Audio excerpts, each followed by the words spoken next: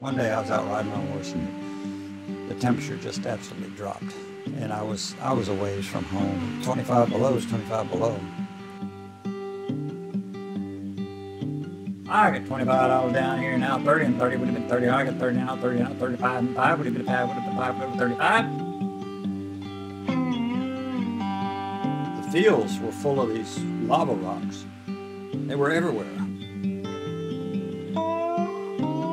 So we're packing this stuff up. We're on a very narrow trail. Coming up the other side were these hippies with these llamas loaded up with stuff. So the guy reaches in his saddlebag, pulls out a couple sticks of dynamite, fire in a hole! Away we went.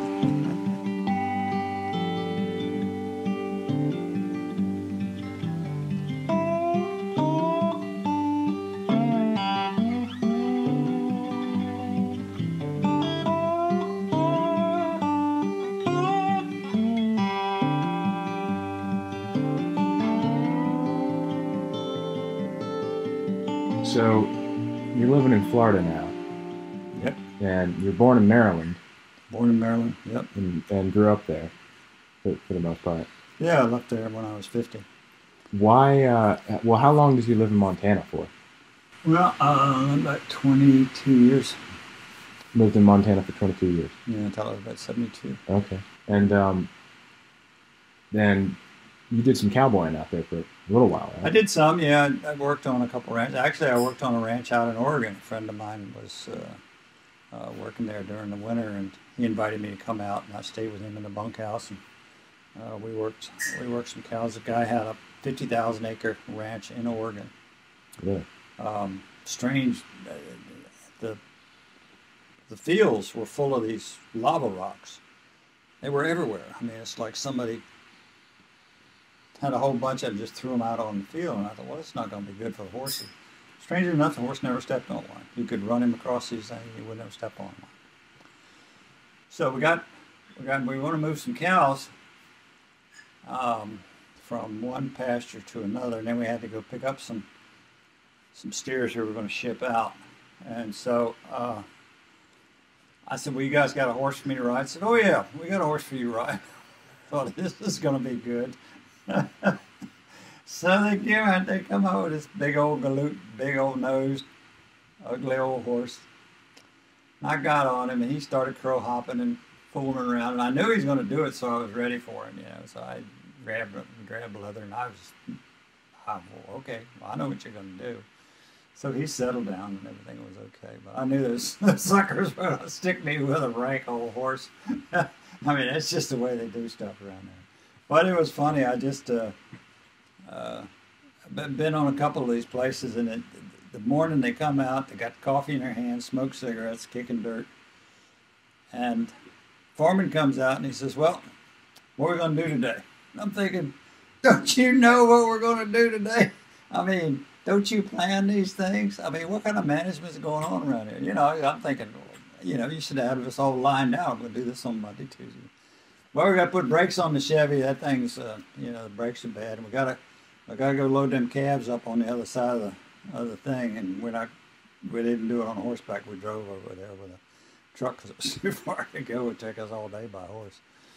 So we got a couple things done, all said and done. So then we went back to the bunkhouse and had a microwave meal and watched a little TV. Went back to bed.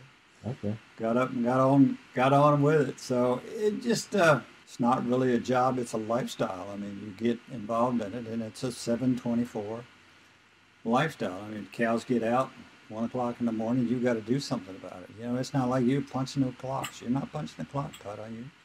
You're moving cattle. You said you actually were in a bunkhouse. Yeah, I was in a bunkhouse with my buddy. Yeah. Okay. What was that like?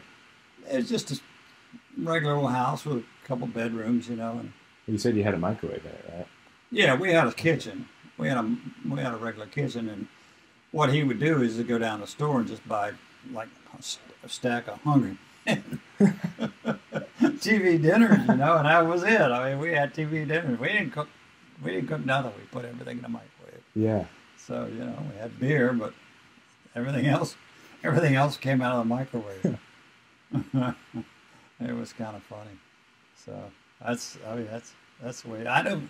His name was Sample. What was Sample's first name, honey? Dave Sample. Yeah, and he was an old cowboy.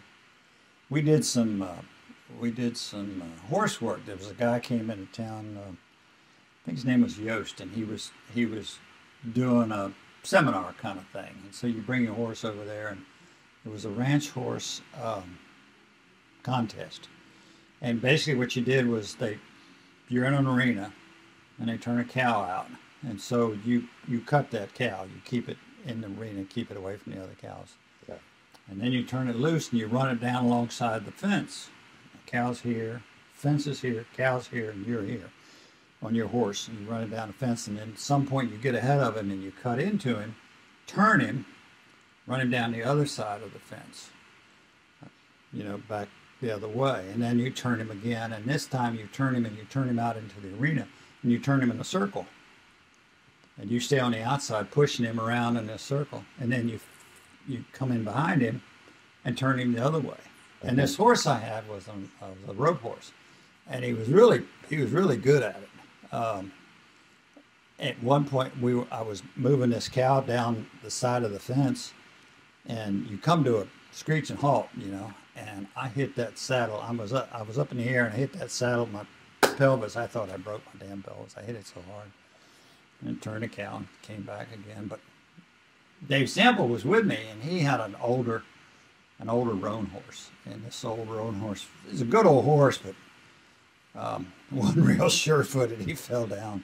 He was moving the cow in a circle, and the horse just tumbled on him and didn't get hurt or anything. But so it was a good little seminar. I learned a lot. I learned a lot about horses when I got to Montana. A lot more than I did when I was in Maryland. I thought I knew everything, and no, I didn't. I don't know, stop. And so, did you ride horses when you were growing up much? I had a little pony when Dad bought me a pony, and just a wild little sucker, and finally got him tamed down where he would, you know, where he could ride him. His name was Prince. I sold him when I was 15, I think, before I went off to military school. You went to military school when you were 15? I did for 1 year. And when did you go out to Montana? Went out to Montana in 1996. Okay. And then... and that was when you did your cowboying? Or? No, it was, 1996 I got out there, and I got a job working in a car dealership teaching these ding-dongs how to sell cars. And I mean, it paid well, but I wasn't really accomplishing much because they were pretty much set in their ways the way they wanted to sell. But anyhow, so I was kind of busy doing other stuff, and I bought that cabin, and I moved into the cabin, and then I guess I was in the cabin maybe 15 days. I was on my way to Billings one day, and the 12th of December, the road was really slick. Didn't bother me. I had one of the big Broncos back in '96. I was coming up over top of this overpass, and this truck came out from the other side coming out of Wyoming, and he started fishtailing.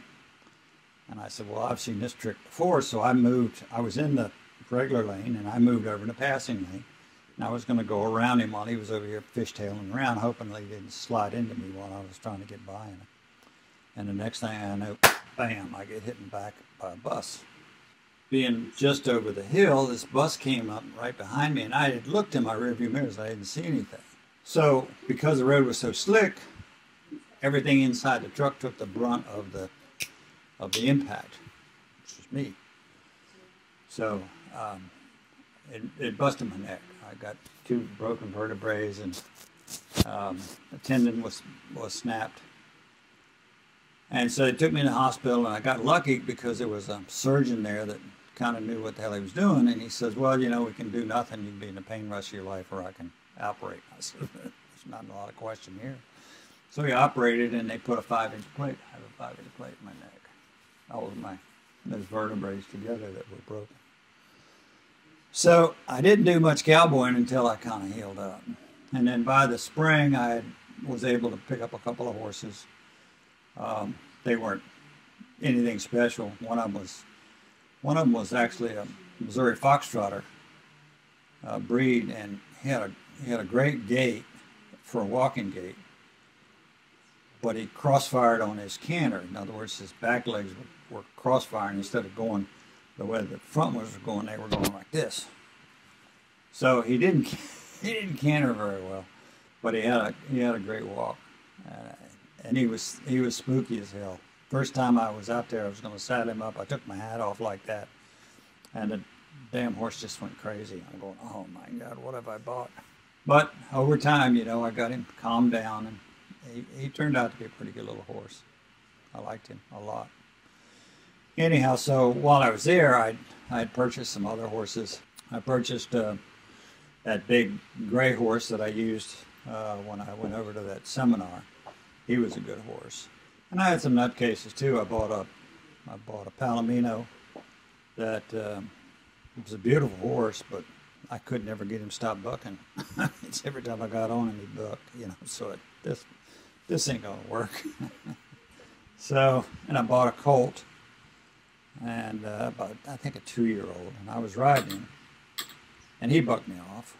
So I got to thinking, you know, I keep getting bucked off, I'm gonna have a bad neck.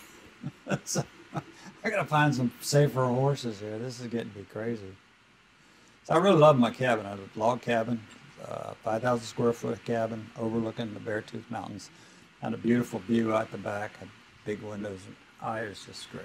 It was just great. I just loved that cabin. I really did. Vicky's a State Farm agent. My wife's a State Farm agent. And I would have been happy in Prescott, but we moved to Vegas, and I wasn't very happy, so I moved back to Montana. So we split up a little bit for that period of time. But anyhow, so went back to Montana, and that's when I bought my last best horse I've ever had. And so, what kind of horse was he? He was a quarter horse. Came off the Circle Y Ranch out of Wyoming. Quarter horse, cow pony. Most of them just moving cattle, just moving cattle from one place to another, or getting them in the pen, running them up in the trucks, and stuff like that. I'd been to a couple brandings, but I wasn't really participating. I did a little roping, did a little team roping as a header because I had a head horse. Yeah, it was mostly just moving cattle and just helping out on the ranch. You're always telling me about this cabin. What exactly did you like about the? I mean, like, tell us a little bit about that. Well, it's a funny thing.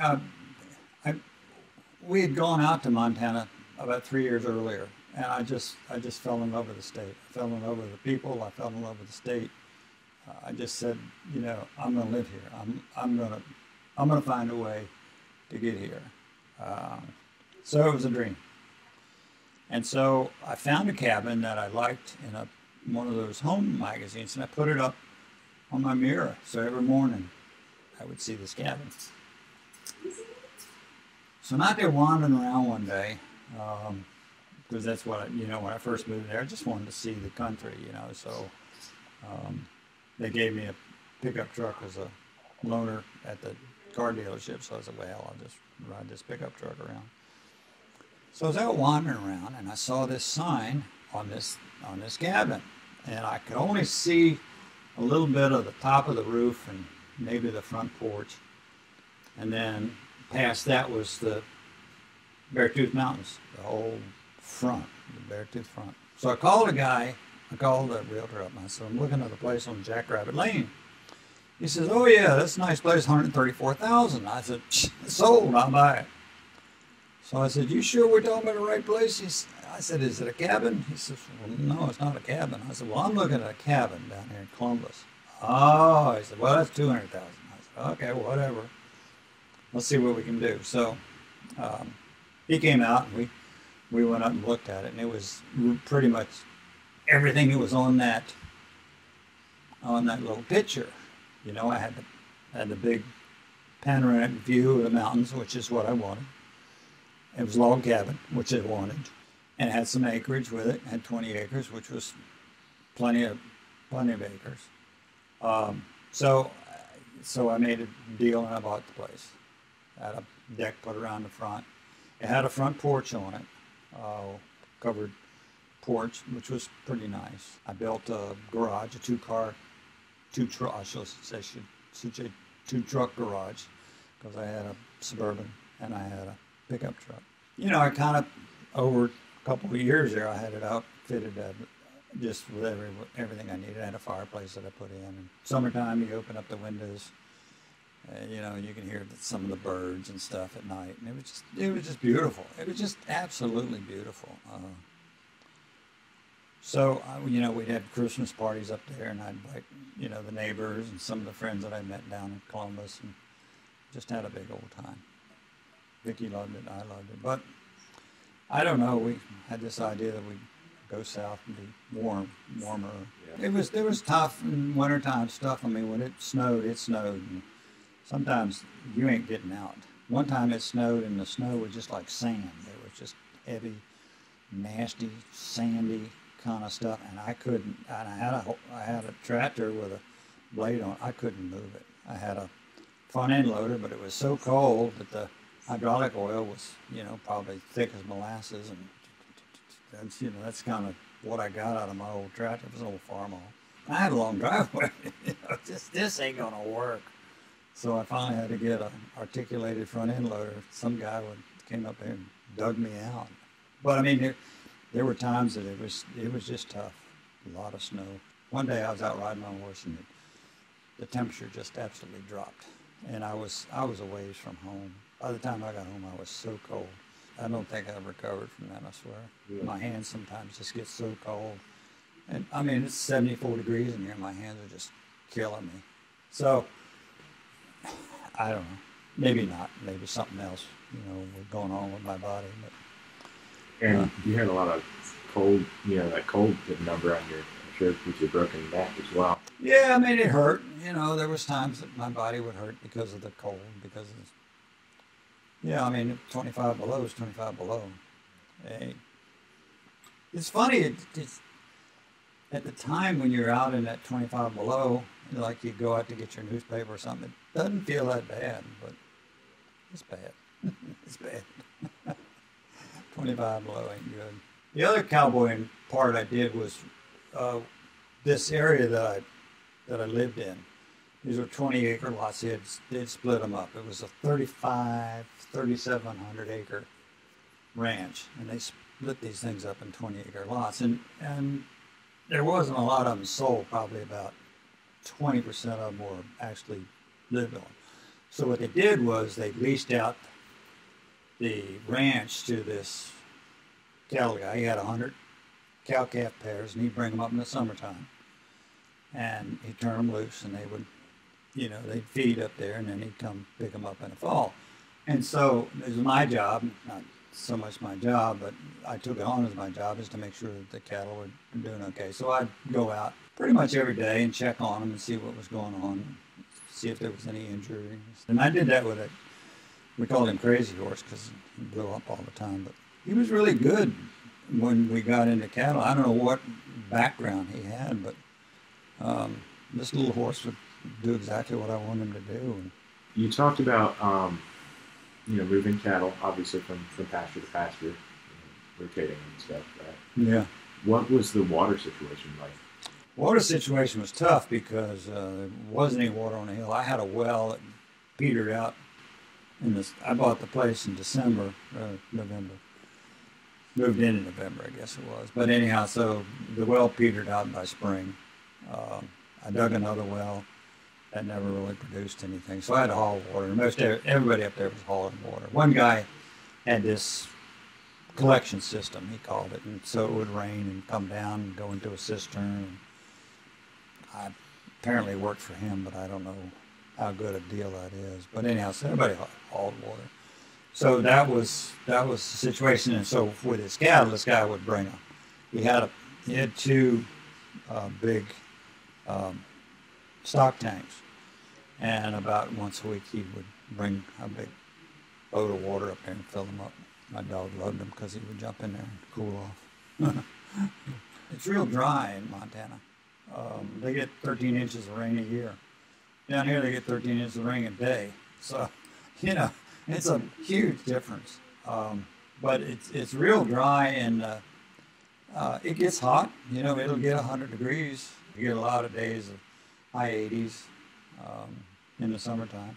And it's funny, you know, it'll be 80 degrees during the day and 40 degrees at night. You get a lot of these swings, you know, from high to lows. So by getting that cold at night, it takes a while for the ground to warm up. You also talked about how much you loved the people in Montana when you got there. Tell me a little bit about what they were like, what maybe some of the cowboys were like that you went with. Yeah, it was like you went back 20 years, you know. It was like, these are real deal. There's not a lot of fluff here. I mean, when somebody said they were going to do something, they did. I'll give you a perfect example. That gray horse that I bought. I called the guy up and I said, I'd like to come pick up that gray horse that we talked about me buying. He said, yeah, no problem. The back door's open. We're not going to be home, so just leave a check on the washer and dryer and go ahead and pick up the horse. And it don't happen on the East Coast. You know, I mean, it was that they were kind of trusting. They were, and I just enjoyed just about everybody I met.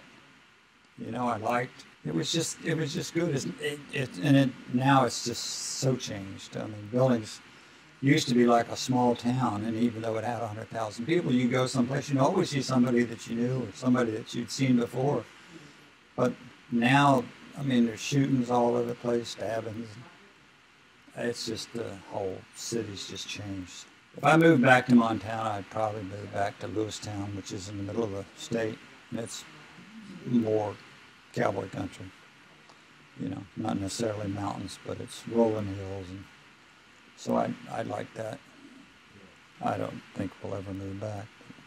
When you first got there, when you were still kind of learning about it, did you make any like mistakes and someone jumped all over you for it, or maybe you did something wrong with the horse or your calf or something? Oh yeah, I got hollered at a couple times because I didn't catch a calf. We were trying to separate them, and one of them slipped by me. Wasn't my fault. I had a dumb horse. But you know, things like that. But I mean, nothing of any great. I mean, I caught on pretty quick, and you know, I've been reading Western Horseman since I was knee-high to a duck. So you know, I knew a lot of this stuff that was going on. So yeah, I wouldn't say I really had any much problem. All right, so let me ask you this. So you've seen the show Yellowstone, right? Mm-hmm. Super popular right now. All I ever hear about. And what do you think of that? You think you like it? Do you think it's realistic? Well, I think the first 2 or 3 series, I think, were a little more interesting. These last series, it's getting to be a little bit more like a soap opera, you know, with Beth needs to go. I don't know, somebody needs to take her down to the train station or something, because she's just screwing everything up. So that part of it I'm a little concerned about. You know, you watch it, and of course if you lived in Montana, you know about Montana. It's funny how they mix everything up. Well, we're going to Billings, and then the next thing you know, they're going to Bozeman. We're 200 miles apart, you know, and so I guess this ranch is supposed to be in the Paradise Valley, which is east of Bozeman. There is such thing as Paradise Valley, and there's such thing as Bozeman, of course. But, you know, to listen to them say, you know, they went from the Crow Reservation to Bozeman to Billings. And I mean, that's like a 400-mile wraparound. You know, so you know these things. And so it's kind of funny how they mix up all the, I mean, I don't know why they didn't write those straight. I mean, Sheridan, the guy that wrote this thing, just lived out there, I think. So it's really, I like his horses because he's got some really great horses. You know, I really enjoy his horses. And I guess he's into roping and cutting and stuff. Anyhow. So yeah, I enjoyed it. But it's getting, like you said, it's getting kind of old. Scenery's great. Yeah, the scenery's great. What was it like at your cabin? Well, I had the Beartooth Mountains right behind me. And you can see the highest mountain in Montana is Granite Peak. It's 12,270 something feet tall, and that I could see Granite Peak from my cabin. And so for me, I was kind of in the foothills looking at the mountains. I wasn't in the mountains, I was looking towards the mountains. If you turn around and look the other way, it was a prairie. It was flat. So one side of my house was a prairie, the other side of my house was mountains. So that's how that That's how my cabin was situated. You know, it's situated so that you had sun was going down in the back of the house and sun was coming up in the front of the house. What was the wildlife like? Did you ever run into any grizzlies? We had bears, yep. I've run into bears. Usually the horse tell me there's a problem up ahead. You know, stop, ears are perk up. You look around, oh, okay, there's a bear up there. So you just turn around and go back the other way. Moose, horses don't like moose. They're just big, ugly animals. But usually, you know when you've got an issue.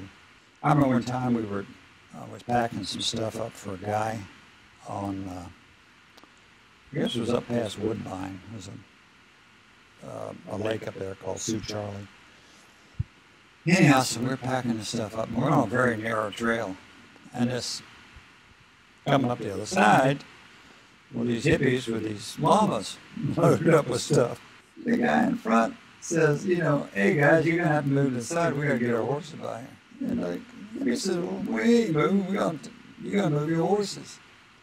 So about that time, he reached down and he pulled out his carbine and he pulled it out of the scabbard. He says, you're gonna move them damn llamas out of my way, or I'm gonna start shooting. I mean, that's the way some of those guys were. And these damn hippies are jumping off the damn trail faster than you can shake a stick at them. Off the way we went. Horses hate llamas too. They just don't like llamas. We had a horse die up there on the trail, and so I went up with the guy and the ranger. He said, "Would you help me?" I said, "Sure, I'll give you a hand." So we rode up there, about 6 miles up the trail. Come across this dead horse, just laying right dead in the middle of the trail. So the guy reaches in his saddlebag, pulls out a couple sticks of dynamite. What else are you going to do with him? I mean, you couldn't even drag him off. We just blew him up. Stuck a couple sticks of dynamite in him and lit him on fire. Fire in a hole! Away we went. Horse stuff everywhere. Stank. Oh my God, that stunk for, I don't know, 2 or 3 weeks. And every time I went through there, it's just, oh my God. But we got rid of the horse. I did do team roping. Yeah. Tell us a little bit about that. Well, team roping is, well, before I moved out there, I don't know, I got a hold of a rope and I got some, you could buy these heads, you know, and I hooked it to it. One of the sore horses, and, you know, I was practicing my roping.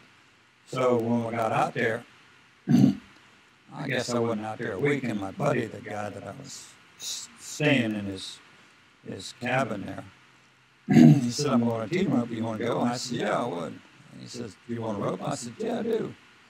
So we got on a horse and turned the cow loose, and roped the cow, tied him off, and away we went. And I mean, the first loop I threw right on his heads. It's pretty cool. I really enjoyed that, but I didn't do a lot of competition because, I mean, there's some good ropers out there. I mean, these guys just make a living. That's all they do.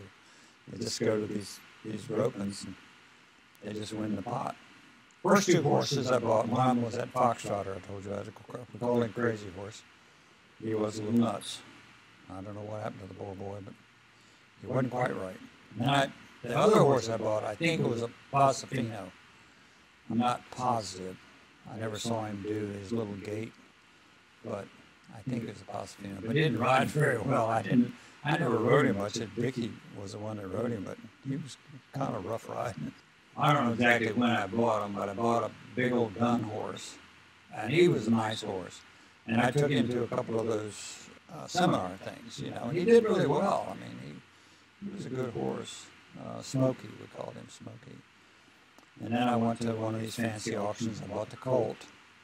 He was what they call red and the purple. I mean, he had a very good pedigree. I don't know what in the world I was thinking, what I was going to do with that little animal. But he was a nice little colt. I liked him a lot. And then I bought the Palomino. Again, I'm not sure why I know I bought that Palomino, but he didn't. He bucked me off a couple of times. He was okay. And then I bought the roping horse. I liked him. He was Geronimo. I tried to name all my horses after Indians. Geronimo, Crazy Horse. Anyhow, so, then I bought Paint Horse.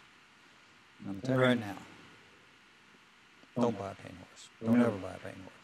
You're just stubborn as a mule. I mean, this horse was the worst I've ever had. I mean, you couldn't get him away from the barn. He was barn sour. He just wanted to go back to the barn. You know, you couldn't just walk off with him. He wasn't going to go anywhere you wanted to go. I finally sold that sucker. And he was bred pretty well, too. And you talk to real cowboys, and they said, well, he's a paint horse. I don't know, he's a paint horse, you know, so. And I had that one little paint horse that I bought down in Vegas, along with that worthless gray horse. And he was a nice little horse, and I thought Vicky would really like him. I don't know, she couldn't get her into it for some reason. I'm not sure. And she loved to ride, but so I finally sold him at auction too. Lost money on him too. Lost money on both those horses. Anyhow, well, I opened up an auction house when I got there. And when I got there, I moved in with this friend of mine. Remember I was telling you about my broken leg. He had this little shack, and so I rented it from him for a couple weeks till I figured out what I was going to do, and then I found a cabin, and so eventually moved down there and took, you know, what furniture I'd bought at that stage and took it down to the cabin. But anyhow, so we were sitting there having a drink one day, and he knew I was an auctioneer. I told him I was an auctioneer. He said, you know, I'd really like to be an auctioneer. You think you could teach me how to do it? I said, yeah, I could teach you how to do it. It's not a problem. I said, but the deal is, if I teach you how to be an auctioneer, I want you, because he was a rodeo announcer. I said, I want you to teach me how to be a rodeo announcer. Well, I fulfilled my part, and he didn't. You know, he never got around to getting my degree in rodeo announcing, even though a couple of times I did sit up in the booth with him when he was doing a rodeo. He was good at it. He had good voice, and so he was real good at it. But something I always dreamed I'd like to do. I just thought it'd be a lot of fun to do. Yeah. So anyhow, that was kind of disappointing. But we rented this place. It used to be an auction barn, and then I guess the guy went out of business, but all the stuff was still there. The bleachers were still there, and a little office. So we started this auction business. And every Wednesday, the first Wednesday we advertised an auction. Then we went around and scrounged up all this junk we could find to put in this auction. So it took about 2 weeks for next thing you know, people were bringing us stuff to sell. And that's the way auction is, you know, it's a consignment kind of thing. You bring us stuff, we sell it, we take our commission, we give it a balance, give you the money back. So I was enjoying that. That was a lot of fun. The problem I ran into was my friend kind of had a big ego, and he wanted to be number one dude. Can't be two number one dudes in the auction business. Since I was the auctioneer and knew how to do all this stuff, I was kind of number one. But then I got a contract with the city to sell their junk. It was a big contract, and you know we had a lot of stuff to sell. And so we were getting towards the end, and they were having trouble at the cashier's booth. So I said, well, I've got to go over there. So I told them to finish up. I guess struck a nerve even like that. So a couple of days later, he comes to me. He says, you know, I'm not making enough money here, so you know, I'm thinking maybe you buy me out and I'll go somewhere else. Problem was, we had all his relatives. His wife was working for us. His daughter was working for us. So if he goes, all my staff goes. Now I'm screwed. You know. So I said, well, why don't you buy me out? Big mistake. I should have never done that. I should have bought him out and let it go and kept the auction business. Figured out how to get some help in there. Big mistake. One of the mistakes in my life that I regret, because I could have kept on running that auction and I would have been real happy with it. I enjoyed doing the work. I enjoyed the auction business, and I could have made some serious money. You know, not too serious, but better than a cowboy. Did you ever do any like cattle auctions? You know, cattle auction is an interesting thing. I checked into it. I went down to one of the big just livestock auctions, this one that does all these horses. And I said, you know, I'd like to break into the cattle auction business. He said, well, he said, you need to spend some time as a spotter. you've been to auctions, you know, the guy's standing out. Oh, I see him up there. Yeah. I said, I'm an auctioneer. I don't need to be a spotter, dude. You know, he says, well, you know, you got to know the cattle. I said, well, do you have a color man? He says, oh, yeah, we always have a color man on the auction. So you got a guy saying, you know, this breed is this, and the scout came out of this, and the, you know, bull came out of that, and yada, yada, yada. And here we go.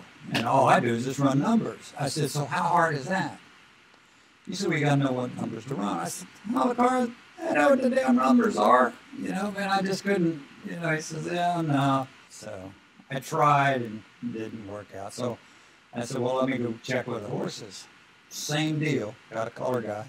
Color man does all the breeds and the backgrounds and all that kind of stuff. So I'm thinking, well, hell, this should be an easy thing. So the guy says, well, I'll tell you what. He said, I'll let you do the cutter horses in the morning. So they'd sell the slaughter horses in the morning, and afternoon they'd start with you know, the regular. I thought, man, that's probably not what I want to do, is sell cut, you know, sell slaughter horses. But I turned it down. So I wasn't able to break into it. And it's like tobacco auctioneers. I tell them they probably don't do it anymore, but back in Maryland, it's kind of where I got interested in the auction business. Was these tobacco auctioneers would run up the East Coast. You know, they'd start down here or wherever they were growing, probably growing tobacco in South Carolina, and they'd sell it, and then they'd sell stuff in North Carolina and Virginia and Maryland, and however far up they'd go with tobacco. But, I mean, you had to be born to that. I mean, your dad was a tobacco auctioneer, you were a tobacco auctioneer. I mean, that's kind of the way the deal. So, the same kind of thing with cattle. But I did check into it. It's something I would have been interested in doing, for sure. And I would have been interested in selling the horses if they weren't all going to slaughter. Yeah. Oh, okay, I'll just buy this one. You know, I'd go home with a damn truck full of horses, you know, because I couldn't sell them. I wouldn't let them go. You got it? Yeah. Ladies and gentlemen, we've got a true cowboy hat here. This is made in Montana.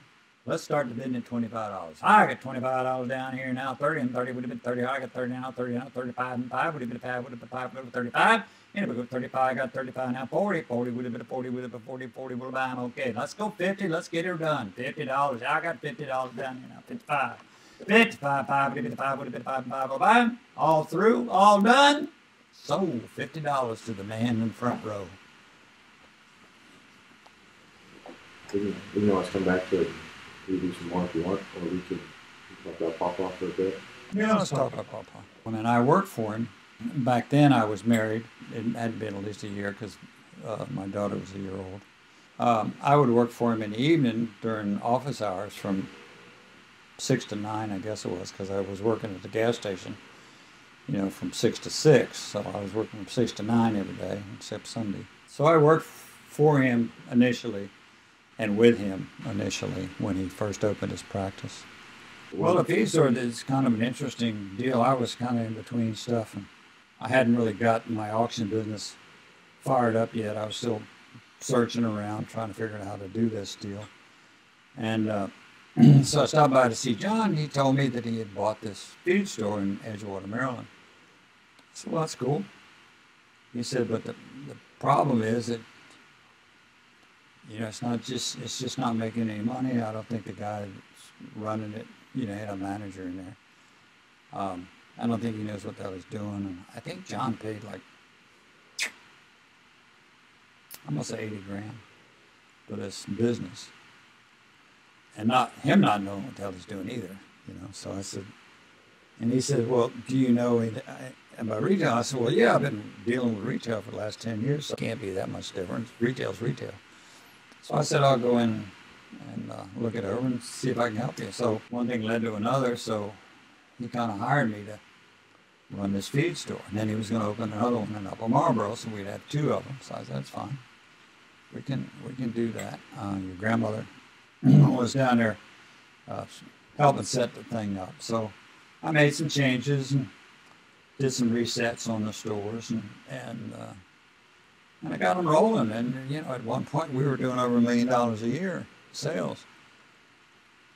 And then the big box stores came in and decided to eat my lunch. And within a couple of years, they'd pretty much done their deal. And at one point we had 3 stores. And the deal was that if I got sales up to $1 million, then he would give me half of the store. I mean, I would get half of the stock. Whatever. You know, I'd be half owner. So that's fine. But then I'm a half owner of something that's just fading away. But it was, I guess we were there, what was there, 9 years? I'm thinking. Yeah, it was about 9 years that I ran those stores. It was interesting. You know, I liked it because every day was a different challenge. There was something old. You know, there was always some problem, you know, that you had to solve. And I liked that. I enjoyed that. I enjoyed the challenge of it. That was my feed store story. Feed store story. Do y'all have any, like, crazy mishaps there? I remember Mom told me you got mad one time because one of the brothers parked their car. Yeah, Sean borrowed that. We had a van that we used to deliver horse feed. And so Sean needed to borrow the van. So he left his car there, but instead of leaving it outside, which was even inside a fenced-in area, he pulls his car inside my warehouse. And I can't get the forklift out. You know, people coming in wanting 10, 12, 15 bags of feed, and I got to take them over one at a time because he parks his damn car in the middle of my damn warehouse. And I find that little son bitch, I'm going to kill him. I hunted all over him for him finally. Got him to move his car out of there. Show Sean. Yep. Yeah, I did get a little pissed off about that, as you can imagine. And then I had Brett working for me, and he was a challenge. You really got pissed off. Yeah, I really got pissed off. He was a challenge. He dropped a damn ton of feed on my foot. I'm sure he didn't do it on purpose, but boy, that made me mad too. Damn pallet of feed dropped on my foot. Come on, ding dong, watch what you're doing. Yeah, so I've had quite a varied career. Yeah. I didn't go to college either. So, what's your advice to young men trying to get in the cattle business for people in Montana? I think this mentorship is it, and I think if you know, I see ads on Facebook all the time. They're looking for cowboys. You know, they want somebody to come out, work on the ranch, stay on the ranch, work the cattle. So yeah, I mean, you're not going to get rich doing it, but it's a great lifestyle. It really is. I mean, for people that like the wide open spaces and dealing with animals and, you know, breathing fresh air, for crying out loud. That's great. Yeah. And then, you know, eventually lease some land, get some cattle, start your own deal. You can be a cattleman too. You know how many animals you need to break even. You know how many animals you need to make a profit. If I was a young man, I wanted to be in the cattle business. That's what I would do. I'd go out and find a job on the cattle ranch.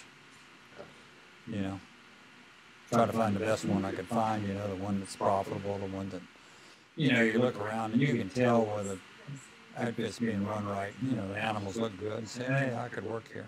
You could be very successful. I mean, I know cattle guys. There's a guy I used to shoot with that's been raising cattle for some time, and he's very successful. When somebody says, well, you know, maybe you shouldn't do that, you just say, yeah, you're right, maybe I shouldn't do that. Just blow it off, you know, and the next thing you know, it comes back to you. Somehow, I don't know how this works, but it's like that job I got with the liquor store. I just knew when I told this guy, you know, I expect him to be on time, I just knew that I ain't never going to hear from this guy again. Next day he calls me up. And here's the reason. And he told me the reason. He said, if you're willing to confront me about what I did, I'm the president of this company, then you're willing to confront some idiot out there that you're trying to sell this liquor to. You know, you've shown that you have, you know, the kahunas to stand up to these people. Yeah. So, advice for a young man. Or whatever you want, go after it. And don't let anybody put you down because you don't have a college education. Don't let anybody put you down because you're a cattleman. That's just crap. Just hand them a handful of dirt. Say, here, eat this. You know, you want to eat plant-based hamburgers? You might as well just eat the dirt. Well, I guess that's about it. That's it? Yeah. All right. Well, appreciate you letting me do that. Yeah, I appreciate you doing it. I like stuff like this. Just hearing old stories. Yeah. Well, I'm an old man, so it's all you're going to get is old stories. You ain't going to get any new ones.